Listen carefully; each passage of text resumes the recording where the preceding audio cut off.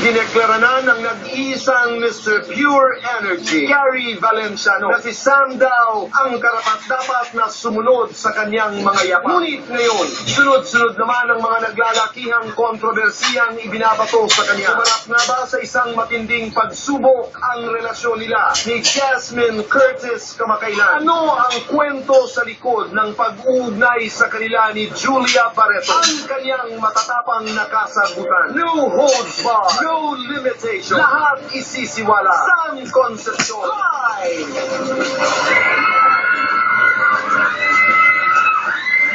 Sam, welcome to Bagang Bayan. Thank you, Tito Boy. Happy Easter. Happy Easter. Kumusta ka? Good, good. Off ka mga kaibigan, pag-usapan namin Sam. Sabi ko, Sam, bahagi ito ng iyong pagsikat. Di ba, we saw you as a child, I saw you as a young boy, and now you're an emerging superstar. Congratulations sa lahat ng nangyayari sa inyo. Salamat po. Thank you, Tito Boy. Okay, hindi pwedeng hindi natin umpisahan dito para this is out of the way. Ano ba talaga ang nangyari sa inyo ni Ann Curtis? Kumusta kayo ni Ann Curtis? Tell me what you can. Well, we're as far as we are concerned, me and Ann are we're okay. Okay naman ang lahat. You know what happened, what transpired nangyari sa amin. Sorry, in the past, we've all moved on for me. Bahagi ng nakaraan, Sam, pero hindi namin naintindihan dahil hindi klaro ang pagkakwento. I'm not gonna go into details. Pero nung mga kapanahunan, during the birthday of Vice Ganda, were you and Jasmine okay? Or were you having problems? No, we were okay. You were okay? We were okay. Were you okay during the time? Well, mahirap po kasi pag ganyang klaseng relationship. Siyempre, hindi lang naman yung girl yung kailangan mo ligawan. Also, the parents, the ate, kasama na siya. So, Kasama yun? it's always... Diretsong tanong. Boto ba sa iyong pamilya ni Jasmine? Does the family of Jasmine like you? I think I would like to think so naman. Because I'm good with the dad, syempre, kay Tita Carmen, the mom. Does Anne like you to be the boyfriend of her sister?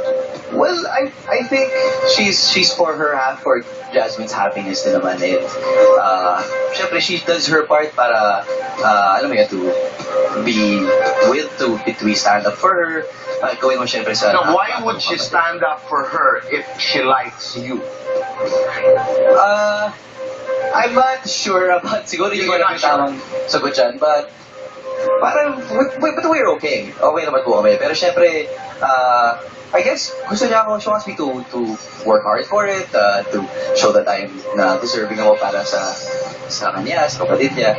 So, naiintindihan ko naman po yung part niya. Syempre, ganun talaga. I read about it. I read about what you said na naunawaan mo dahil older sister ito at protective sa kanyang younger sister.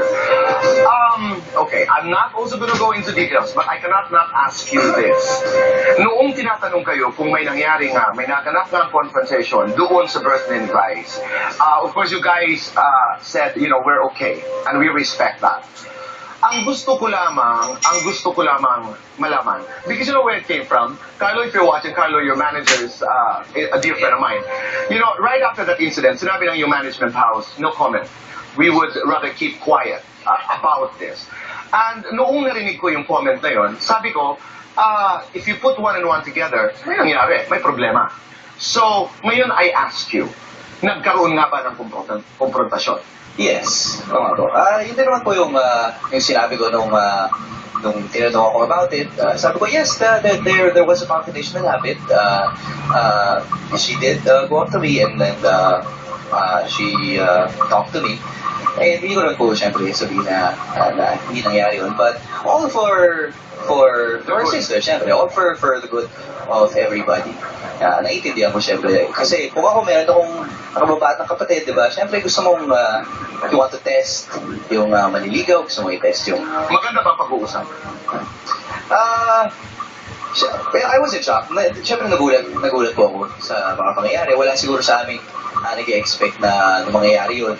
Okay. Pero masyadong mabilis po yung nangyari. So, I was just able to absorb it afterwards. Did you walk away angry?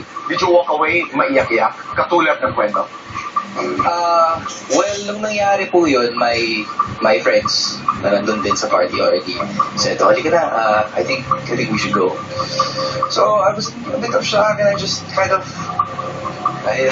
umalis na lang din ako. Have you settled your differences? Napag-usapan ito ng tahimik? Have you spoken to Anne? Yes, so naman. Okay na. Okay na. Okay. Medyo matagal na rin po nangyari. Siyempre, ngayon naman po lahat nangyari na. It was Jasmine's birthday, diba? Easter. That's right. Hindi naman sabi ko, I don't want to go into the lines anymore that were written. It's enough. Thank you for being honest. Maraming salamat. Thank you. So you and Jasmine are okay today? Yes. We are and we've always been. Okay. Julia Barreto, what is the story behind this? Totoo nga bang nagseselo si Jasmine kay Julia? What is your story? Well, actually, hindi ko alam because well, we do work with each other. Pareho kami nasa Mirabela. Siguro yun lang yung yun nga po lumaki kasi nang lumaki yung storya, hindi ko alam kung Pero ikaw at Jasmine have talked about it. Yes naman. Yeah. And even she said na parang diba, hindi niya alam kung saan nanggagaling yung mga ganyang ibang intriga na. So, I think ayoko lang po sana na lumaki. Mabuti mapag-usapan ngayon na walang katotohanan, hindi totoo, at hindi totoo nagselos si Jasmine. Yeah. You and Jasmine are a couple. Yes, so, yo. Okay, I just wanted para lang maintindihan ng ating manonood kung saan ang pinanggagalingan natin. Okay, punta naman tayo sa karera. Mabilisan lamang. Yes. May mga umaayon, may mga sumasang-ayon, may mga hindi sumasang-ayon na ikaw ay ang Justin Bieber of the Philippines. Wow, what are your thoughts? Hindi ko alam kung paano tatanggapin yan, Tito Boy, kasi parang iba yung scene natin dito, iba yung musika Do you natin. like to be Justin Bieber?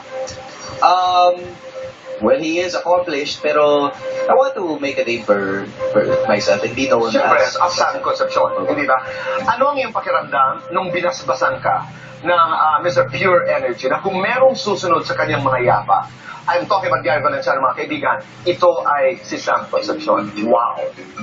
Wow talaga, Tito Boy. Hindi ko alam kung paano ko i-take yun. I don't know how to take it. I'm just so thankful kay Sir Gary, to the Valencianos, na in-involve nila ako sa Arise, which was a great concert, a great two-night concert.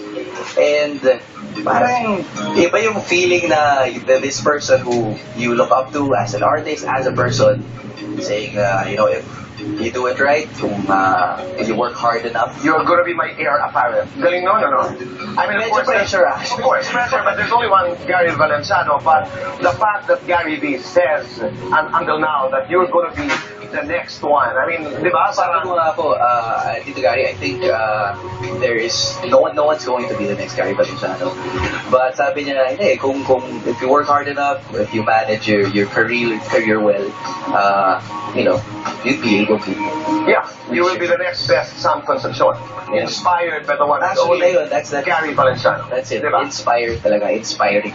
And yun talaga yung nag-drive sa akin na galing ako To work harder, to be better. Okay, congratulations, Mirabella. Magpasalamat ka. Oh, maraming salamat sa sumusuporta sa Mirabela araw-araw. Kahit medyo may naiinis kayo kay Terence, masaya ako dahil at least epektibo yung role. Pero maraming salamat. Sana patuloy niyo pong suportahan ang dami ng nangyayari.